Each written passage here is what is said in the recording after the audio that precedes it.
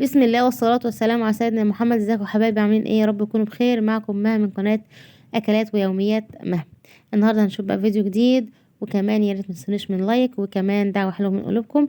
يلا نخش نشوف هنعمل ايه النهارده. انا عملت اسرع صينية فراخ بسرعة، في ثانية هتعمليها، واحلى كمان صينية فراخ هتاكليها.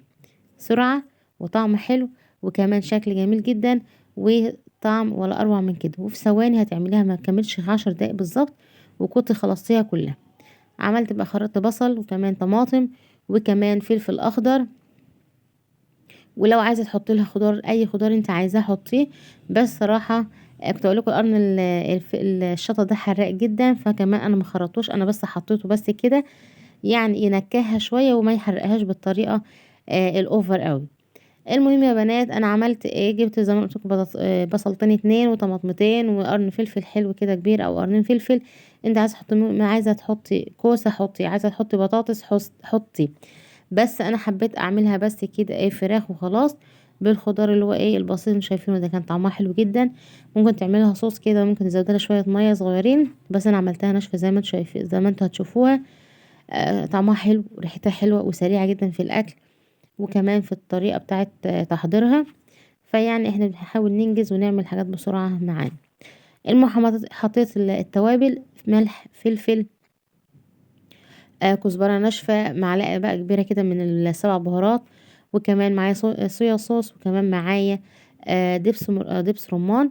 بيديها طعم، بيديها كمان يعني الحاجة الحلوة مع الحاجة المسكرة، بتعادل الطعم، وكمان بتديها طعم حلو جدا، وكمان بتديها لون حلو.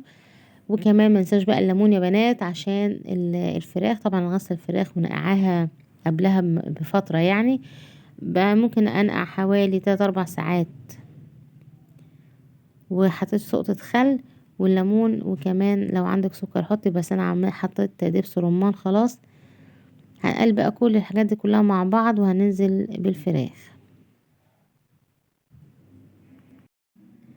وبعدين صراحة كنت شفت الملح ده كان مكتوب ملح العروسة، فصراحة انا اول مرة اجيبه يعني، فقلت اوريهولكم. المهم يا بنات، هنبدأ بقى ايه، نحط يعني نقلب كل الخضار ده مع بعضه، مع التوابل، مع شوية برضو زيت صغيرين كده.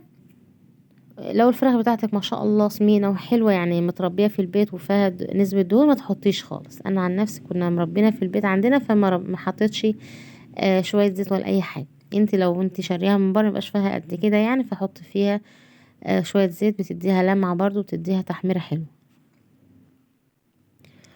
هبدأ بقى يا بنات ارص الفراخ بتاعتي، وكمان هتدخلي الخلطة ما بين الجلد بتاعها، بيديها طعم حلو جدا، وكمان بتدي للفراخ طعم حلو، وكمان شكل حلو. يعني قلنا بقى ايه، ننجز في الوقت، شوية بقى رز جنبهم كده وخلاص، وتبقى الأكلة بتاعتك اكتملت، والحمد لله على كده.